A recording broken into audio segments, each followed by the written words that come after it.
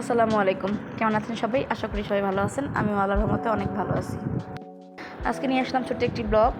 তো এই video clips নেওয়া ছিল আমার ডিসেম্বর মাসে, যখন ননাসের বাসায় গেছিলাম ওই সময়ে। আর এই হাঁস আজকে নিয়ে আসতে সকাল সকাল ঘুমে থেকে উঠে দেখি আমার ননাস দুইটা হাঁস কিনে আনছে। আমি নিয়ে যাবো বলছিলাম দুইটা হাঁস কিনে, এই জন্য নিয়ে আসছে দুইটা হাঁস, চীনা হাঁস।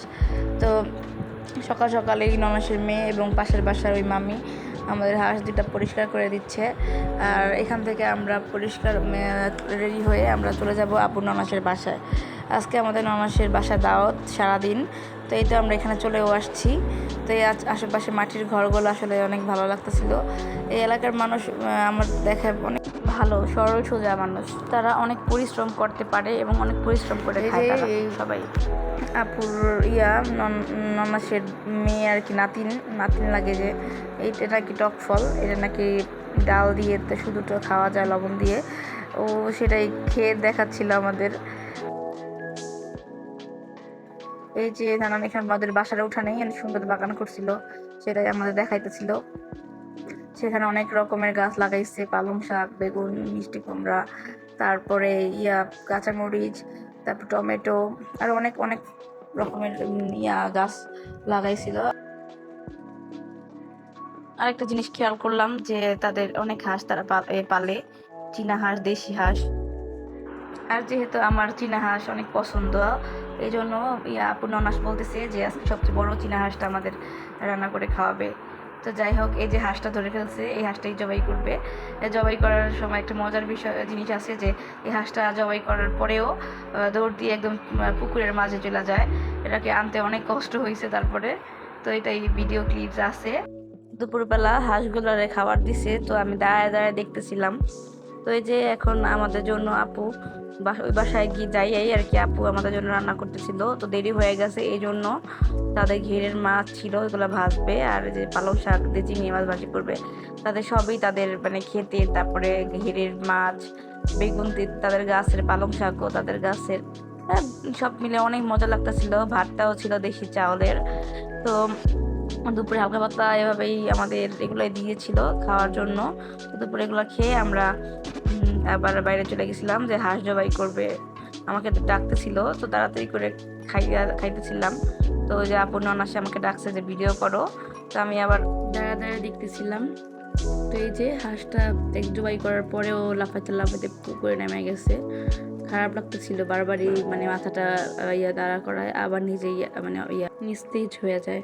মানে খুব খারাপ লাগতেছিল হাঁসটার দেখা। আর অবাকও লাগতেছিল, আসলে এরকম করে কখনো দেখি নাই এভাবে, মানে জবাই করার পরেও যে লাফালাফি করে।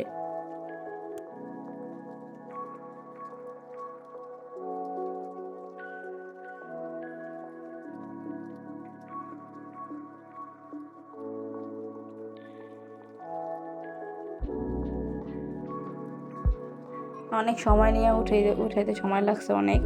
হাঁসটাকে কিনারে আনে বারবারই মাঝে চলে যায়, কিনারে আনে বারবারই লাফ দিয়া চলে যায়। তো এইবার ধরাই ফেলছে ধইরা।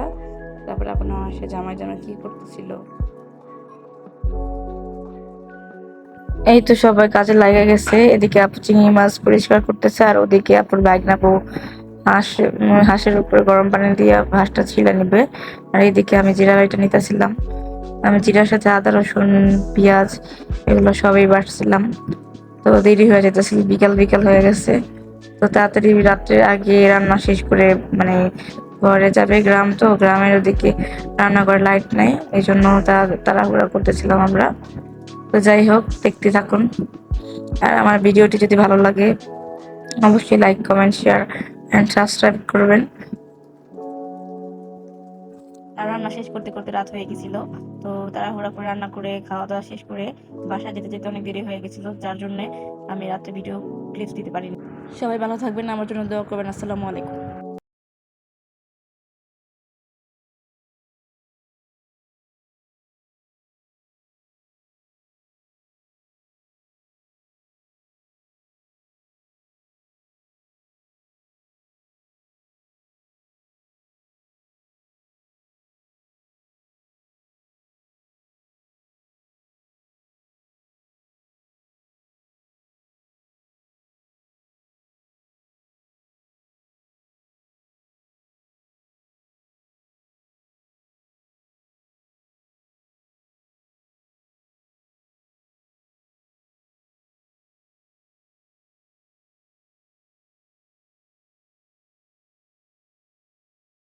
আর মাছগুলো তাদের ঘিরে ছিল, যা খাবারগুলো অনেক মজার ছিল। যদিও অল্প সিম্পল খাবার দাবার ছিল, আমার কাছে খুবই ভালো লাগছে। আর এই সাতক্ষীরা মানুষগুলো যথেষ্ট পরিশ্রমী। সাতক্ষীরা যাওয়ার পরে আমি এই জিনিসটা অনেক লক্ষ্য করি, ওখানে বেশিরভাগ মানুষই অনেক কষ্ট করে জীবিকা নির্বাহ করে। তো যাই হোক, আমার ভিডিওটি এই পর্যন্তই। ভালো লাগলে লাইক কমেন্ট শেয়ার এবং সাবস্ক্রাইব করবেন, পাশে থাকবেন। আসসালামু আলাইকুম।